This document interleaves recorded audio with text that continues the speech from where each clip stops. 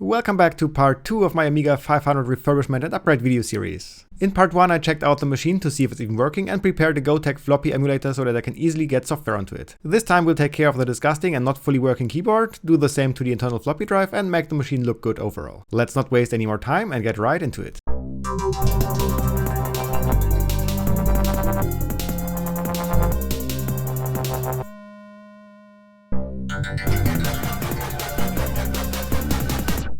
Now that I know that the Amiga is actually working, it's time to take care of this very disgusting, dirty keyboard. Some of the keys don't actually work. At least those keys over here, they don't do anything at the moment. But the keyboard is so dirty that that may just be that there's some dirt between the key and the pad below. My first step will be to clean it and then see if it works. And if not, we can still do some real debugging.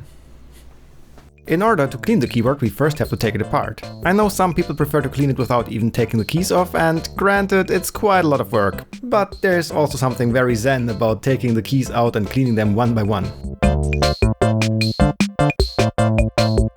As always, I let the keys soak in warm soap water for an hour or so, and this time I do the same with the springs. Now that I've removed the keys, I realized that the keyboard is not actually flat. So I guess there has been a heavy weight on somewhere for a long time on the center of the keyboard maybe, or on the whole computer obviously. I don't think that's a normal shape for an Amiga keyboard, so I think we'll have to deal with that problem too.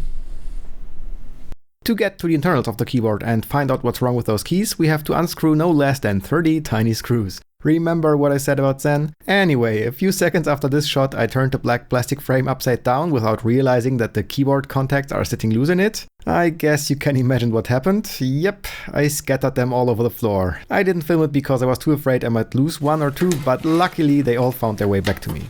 Taking the keyboard membrane out is really easy. You just open the ribbon cable clip and pull it out. The same goes for the electronics board. After unscrewing and disconnecting the membrane, it's just sitting there ready to be removed. While the circuit board looks relatively clean, it doesn't hurt to remove what little dust there is. I learned a little trick from the videos of a different northern German retro computing YouTuber, Jan Beta, who uses a spray bottle to apply isopropanol to his electronics for cleaning. I'm using denatured ethanol here because I got a big supply of it for free, but all in all this is a super useful little trick. Now it's time to attend to the keyboard's metal frame. It's dirty, it's rusty, and it's out of shape. Let's address these issues in this exact order. For the basic cleaning I'm using ethanol again, and it got rid of most of the dirt. The only things it didn't remove are the oxidized metal and the adhesive they used to glue the membrane onto the frame, but I decided to not care about the adhesive and move on to removing the rust. The absolute best way I have found so far to get rid of rust is concentrated white vinegar. This stuff works like a miracle, but it also makes your fingers and your room smell pretty bad for quite some time, so please be smarter than me and wear some rubber gloves and open the windows afterwards. The vinegar also leaves a sticky film on the metal, but you can easily remove that with a bit of alcohol. Here you can see just how good this stuff works. It's really amazing. And of course we have to get the metal frame back into shape as well. There are no special tricks for that though, it just requires a bit of patience. To clean the keyboard membrane, I only use a wet cloth. I don't want to rub off any of the coating on the key contacts, so I'm very gently removing the dust. To get the keycaps clean from all sides, I usually use an old toothbrush, and this time is no exception. It takes a while to clean them all, but again, this is almost like meditation. Finally, I rinse them all in clean water. Not even I am zen enough to clean every single spring in the keyboard, but I have to rinse them off anyway. I leave the drain stopper in so that I cannot lose any of the springs should one miss the sieve, and just look at the water. Ugh. Now it's time to let the keycaps and springs dry overnight. When I first washed bare metal parts like these springs in water, I was afraid I might cause some corrosion, but actually when you make them dry quickly by ensuring they don't touch, it should be fine. Alright, time to reassemble the keyboard and see if the cleaning helped with the dead keys. I plug the ribbon cable back in and then put the key contacts back into the plastic frame.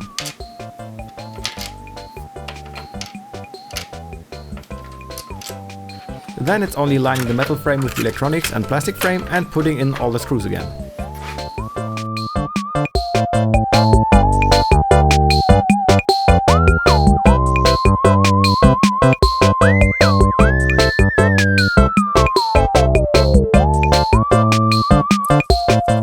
I really don't know why, but reinstalling the keycaps like a 96-piece puzzle is one of my favorite parts of every refurbishing project.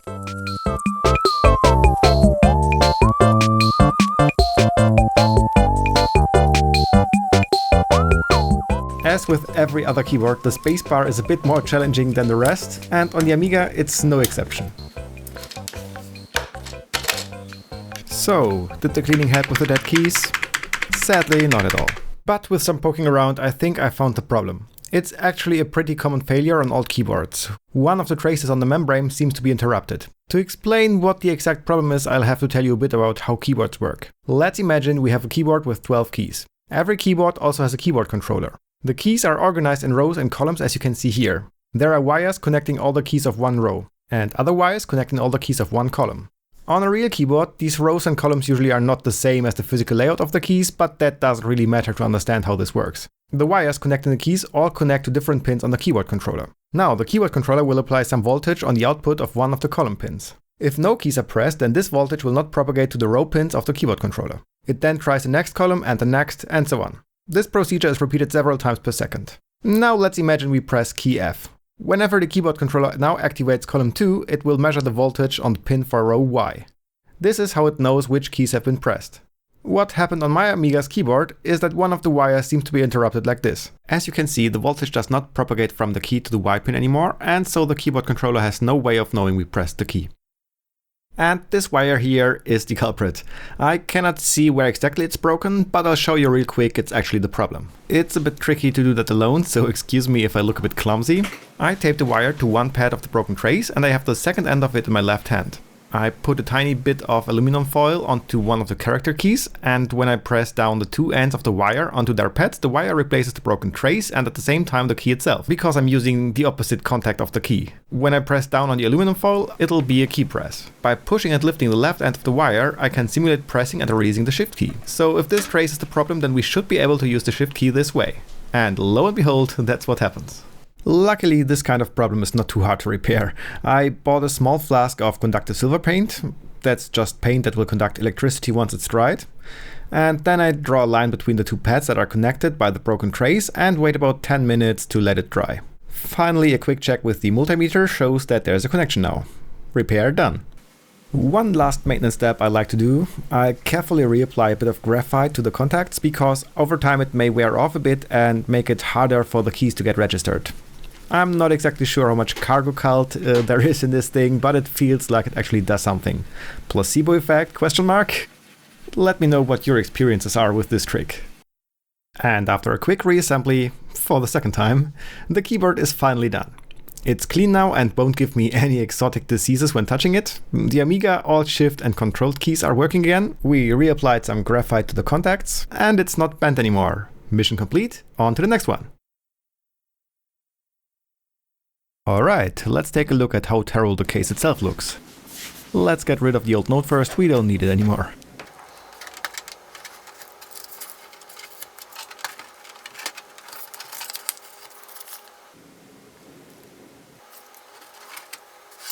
Just take a look at the difference between the exposed plastic and the part that was covered by the note. I hope we can get the whole case to look like the clean part here. I've already removed the electronics and the keyboard, so we can examine the rest. And honestly, this is pretty damn dirty. This is going to take a while to clean. There's also all the rust on the RF shielding, and it seems to have stained the plastic as well. And the same goes for the insulating plastic sheet between the RF shield and the main board. That's going to be an interesting cleanup mission. So let's get started. Let me remove the trapdoor and side expansion board cover so we can clean all the parts individually. I'll start with giving all the parts a good warm soap bath. Even the metal parts. They're rusty anyway, and if I dry them thoroughly after taking them out of the water, there should be no more damage. But this way we'll at least get rid of all the rougher dirt. Just make sure the water's not too hot, otherwise the plastic may deform. After about 2 hours I take them out again and brush them off with a toothbrush. For all my previous refurbishing projects that was basically enough to get the thing clean again. But this time it's just too much. There is still a lot of rust stains left, as well as some of the normal dirt, especially in creases, but also on the plain surfaces. That meant I had to do more. At first I tried to get rid of the dirt with alcohol and the aforementioned toothbrush, but the results were quite underwhelming to say the least. I tried to rub off the rust with vinegar, but even that didn't really help. What helped in the end was a good old eraser. My girlfriend suggested I try it and it worked reasonably well. But it didn't help at all on most of the other areas. So I remembered people like the 8-bit guy talking about baking soda. I had nothing to lose and my desk was a mess anyway, so I gave it a shot. And it's true, this is strong stuff. After about 20 minutes of scrubbing with baking soda and a few drops of water, the case looks almost like new.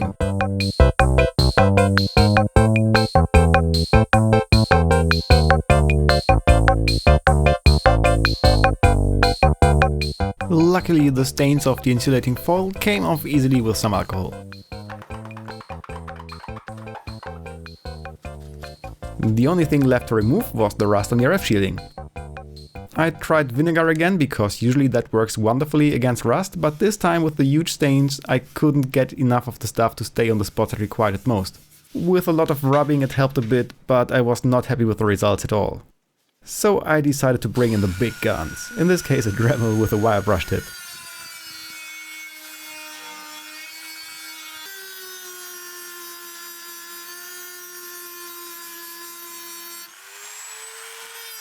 This really destroyed the rust, and the rust destroyed the wire brush and I had only this one.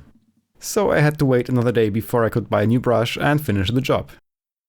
But now I'm really pleased with the end result, and I hope I found and got rid of all the rusty spots, otherwise they might keep spreading and we don't want that, right? Of course, I also have to deal with the original internal floppy drive. It was obvious immediately that it was pretty dirty, so before I even tried it for the first time I opened it up to at least remove the dust and clean the read-write heads. It's just 3 little screws to get this Chinon FB354 out of its case, and this is almost the same type that was originally in my Atari ST, but here it has a normal eject button instead of the big standard one of the FB354B. Removing said eject button for cleaning requires only pushing this little plastic clip in and pulling the button out to the side.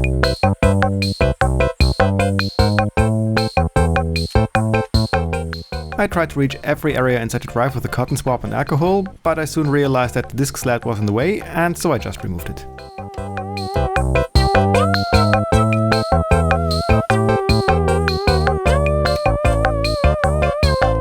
I accidentally made the read head slap together. I'll definitely have to pay more attention next time.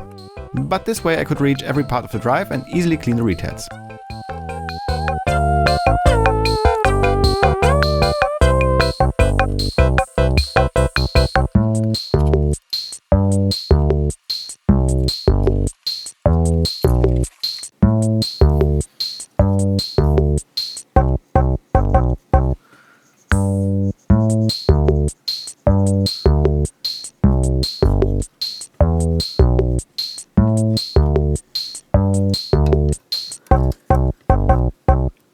Then I reassemble the drive as much as necessary for the first test.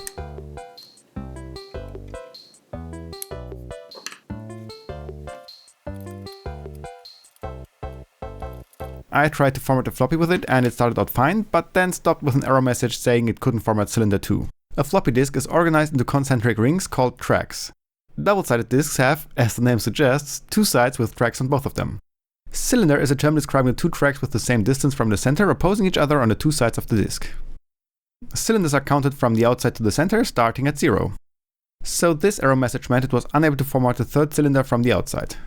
I tried with a different disk, but the result was exactly the same, so my assumption was that the read head wasn't able to move past cylinder 1.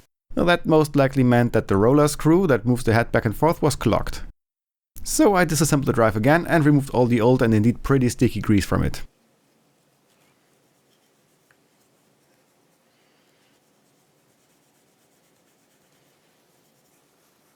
Then I replaced it with some fresh silicone grease and did the same with the guide rail on the other side of the head, and for good measure I also did it with the rod that allows the disc cage to move up and down. To reach the guide rail I had to remove the board with the control logic and connectors, but that was only 2 screws, 2 ribbon cables and 1 board connector.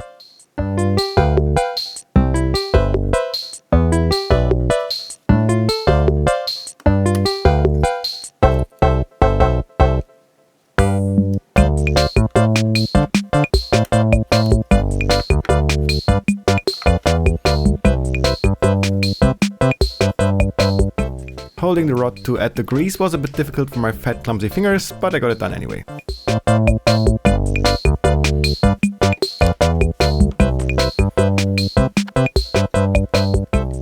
I reassembled the drive and tried again, and it worked. This is actually the very first time I actually fixed a non-working floppy drive. I've had some bad luck with that in the past. And that's it for part 2. There are 2 more parts to come, so tune back in if you like it so far.